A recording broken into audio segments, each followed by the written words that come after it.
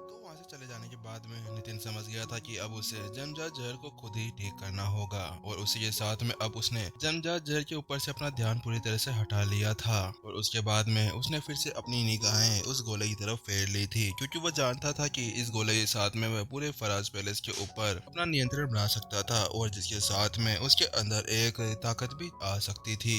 इतना सोचने के बाद में नितिन ने अपनी जैकी को उसके अंदर डालना शुरू कर दिया। जैसे उसने अपनी जैकी को उसके अंदर डाला, अचानक से उसके सामने अब वह सभी चीजें आना शुरू हो गई जिनको वह अब तक पार करते हुए यहाँ तक पहुंचे थे। वह काला रेत का तूफान, वह बिजली का घेरा और वैसे ही बहुत सी चीजें, वह सभी चीजें अभी नितिन के सामने तैर रही थी, बिल्कुल एक 3D मैप की तरह। वास्तव में उसके बाद में नितिन ने सोच लिया था कि उसके साथ में वह आराम से इस पूरे मुड़ी हुई स्थान के ऊपर कब्जा कर सकता है और उसके अंदर जो भी चीज वह बदलना चाहे उसके ऊपर नियंत्रण कर सकता है, वो भी केवल अपनी एक चुटकी के साथ में। वह चाहे तो उसके अंदर की फॉर्मेशन को चला भी सकता है और फॉर्मेशन को बंद भी। और वैसे भी प्राचीन ऋषि फराज ने नितिन को ऐसा कुछ भी नहीं बताया था और उसने उनको वो विरासत भी नहीं दी थी। इसी वजह से अब नितिन समझ गया था कि जब तक इसके पास में ये फराज पैलेस का गोला है उसके साथ में वह आराम से अंतरिक्ष की हेर फेर के अंदर अपने आप को और भी ज्यादा आगे बढ़ा सकता है। इसका एक फायदा ये भी था कि नितिन अब कभी भी अपना मन हो जब वह इस फराज पैलेस के अंदर आ जा सकता था और इसके ऊपर अच्छे से अध्ययन भी कर सकता था। वही सोचते हुए नितिन ने अब जल्दी से उस पूरे गोले को अपनी स्टोरी के अंदर रख लिया, लेकिन जैसे उसने ऐसा किया अचानक से जितनी शक्ति उसके अंदर अभी आई थी वह सारी शक्ति वापस से कम हो जाती है और फिर से वह संत लेवल स्टेज 1 का एक लड़ाकू बन जाता है। कुछ ही पल के अंदर जो उनके सामने संत असिस्टेंट प्लेटफॉर्म था अब उसके अंदर की एनर्जी पूरी तरह से खत्म हो गई थी। उसको देखने के बाद में नितिन ने अपना सिर हिला दिया क्योंकि वह समझ गया था कि आखिरकार इसके साथ में क्या हुआ था, क्योंकि मानव जाति को फिर से एक और दिव्य शांत मिल गया था। तो उसके बाद में अब उन्हें यहाँ पर किसी को भी इस संत असिस्टेंट प्लेटफॉर्म की जरूरत नहीं थी। उसी वजह से अब संत असिस्टेंट प्लेटफॉर्म भी पूरी तरह से समाप्त हो चुका था। इसके बाद में नितिन ने जब देखा कि अब यहाँ पर उसका पूरा काम हो चुका था उसके बाद में वह अपनी टीम के पास पे वापस चला जाता है, जहाँ पर अब हेड आदर्श ने भी अब उस घास का यूज करते हुए ग्रैंड इंटीमिडेट फील्ड बना ली थी, लेकिन वह ग्रास की वजह से और वह बहुत ज्यादा पुरानी थी उसकी वजह से इस बार हेड आदर्श ने कुल 5 ग्रेड इंटीमिडेट पिल बना ली थी। नितिन देख सकता था कि जब हेड आदर्श उन पिल्स को बना रहे थे तो उसके अंदर उन्होंने बहुत सी गलतियां की थी, हालांकि उनकी इस समय के लेवल को देखते हुए वे आराम से उसको संभाल पाने में कामयाब हो गए थे।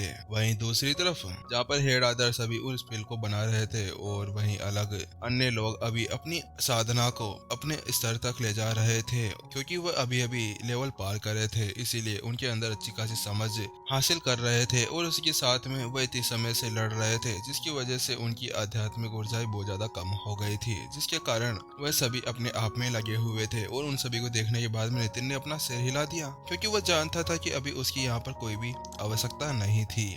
उसके बाद में वह प्रत्युषा की तरफ मुड़ा और उसकी तरफ चला गया और उससे कहा, प्रत्युषा मैं कुछ समय पहले अभी मास्टर शेख से मिला था। लेकिन इस बार नितिन की बात सुनने के बाद में प्रत्युषा बिल्कुल भी हैरान नहीं हुई थी क्योंकि वह जानती थी कि यहाँ पर मास्टर शेख संत असेसन प्लेटफॉर्म पर चढ़कर दिव्य संत बने थे तो उसके साथ में उनकी आत्मा को यहाँ पर होना आम बात थी। उसके बाद में नितिन ने प्रत्युषा को बताया कि कैसे मास्टर शेख से उसने बात की थी और मास्टर शेख ने उसे ये बताया था कि अब उसे खुद को आगे बढ़ाने के लिए दूसरों की चीजों के ऊपर निर्भर नहीं होना होगा, उसे खुद ही अपने रास्ते बनाने होंगे। नितिन की बात समझते हुए प्रत्युषा ने भी अपना सिर हिला दिया क्योंकि वह जानती थी कि आखिरकार मास्टर शेख ऐसा क्यों कर रहे थे, क्योंकि नितिन अब एक दिव्य संत बन गया था और एक सुप्रीम मास्टर टीचर भी था। उसी वजह से अब उसको खुद के रास्ते खुद ही बनाने होंगे, क्योंकि अगर वह दूसरों के रास्ते पे चलेगा तो उसके साथ में उसको कुछ भी नया नहीं मिलेगा।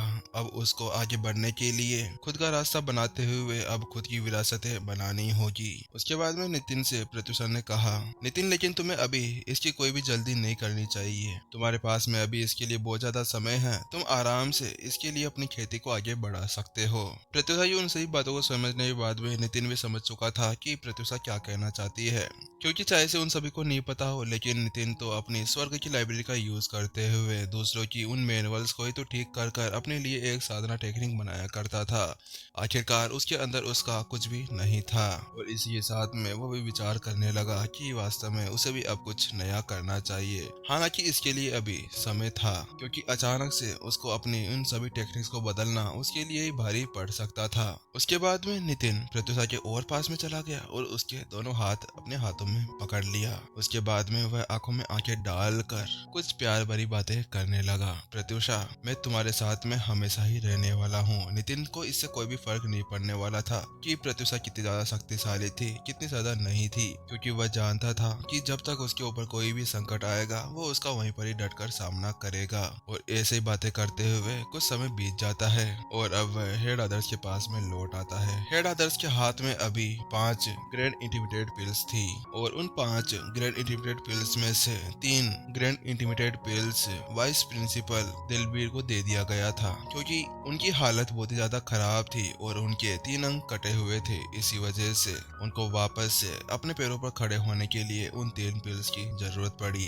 उसके बाद में नितिन अब प्रिंसिपल शेखर के पास में चला जाता है और उनसे कहता है, प्रिंसिपल शेखर, बात कुछ ऐसी है कि अभी आपके पास में कोई शरीर नहीं है, लेकिन आपने अपनी आत्मा को इस पवित्र रोशनी के साथ में अच्छे खासे से मजबूत कर लिया है। उसकी वजह से आप आराम से बाहर रहने में कामयाबी हासिल कर सकते हैं। इसीलिए मैं आपको कुछ आत्मा साधना टेक्निक्स दूंगा, जिसके साथ में आप आराम से किसी की भी बॉडी के अंदर घुस सकते हैं। और बस आपको जब तक ही अपने आप को ऐसे इस दुनिया के अंदर रखना होगा जब तक मैं आपके लिए नया शरीर नहीं बनाऊंगा, और मैं उसकी पूरी कोशिश करूंगा कि जल्दी से मैं आपके लिए एक नया शरीर बना सकूं। उसके बाद में नितिन चलते हुए शेखर के पास में चला जाता है और अपनी कलाई घुमाते हुए अपने शरीर के अंदर से कठपुतली बाहर निकाल लेता है। लेकिन जैसे ही वह सभी लोग अपने सामने वह अलौकिक राक्षस की कठपुतली देखते हैं, सभी हैरान हो जाते हैं, क्योंकि नितिन भी जानता था कि चाहे से उसकी आत्मा कितनी ज्यादा पोषण क्यों ना हासिल कर ली हो, लेकिन फिर भी उसको एक कंटेनर तो चाहिए होगा अपनी आत्मा को संभालने के लिए। और जब तक अब शेखर उस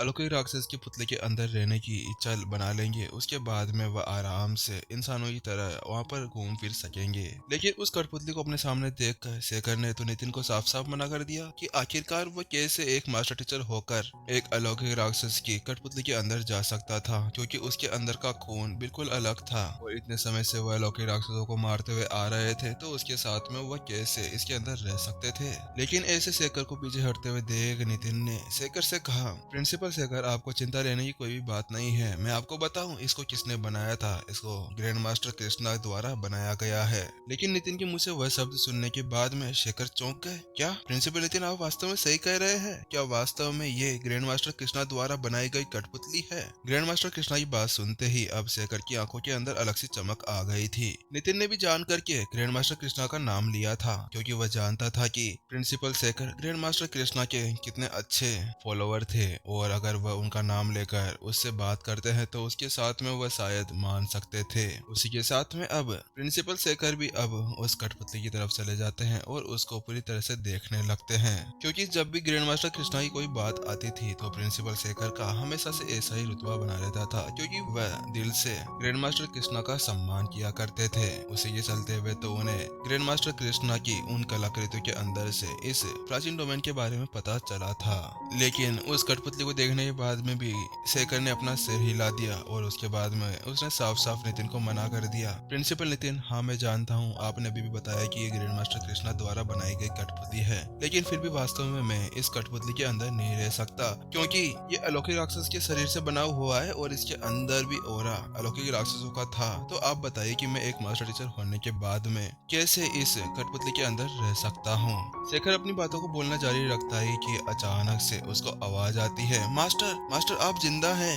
वह आवाज किसी और की नहीं थी, वह हीलियो बीस्ट की थी। हीलियो बीस्ट की आंखों के अंदर अभी शेखर को देखते ही आंसू आ गए थे, क्योंकि बहुत समय से वह शेखर से नहीं मिला था। अभी हीलियो बीस्ट बिल्कुल वैसा नहीं लग रहा था जैसे कि वो मास्टर टीचर अकेडमी के अंदर रहा करता था, बिल्कुल ठाट बाट से, और ऐसा दिखाता था जैसे कि उसके अंदर कोई भाव ही ना हो, क्योंकि इस वक्त वह फूट फूट कर रो रहा था। वहीं दूसरी तरफ अपने सामने हीलियो बीस्ट को देखने के बाद में प्रिंसिपल शेखर की आंखों के अंदर भी आंसू आ जाते हैं, क्योंकि उन दोनों ने बिल्कुल भी नहीं सोचा था कि दोबारा एक दूसरे से मिल सकते थे। क्योंकि जब हीलियो बीस्ट से अलग शेखर यहाँ पर आ गए थे तो उन्हें ऐसा लगा था कि वो यहीं पर ही मर जाएंगे।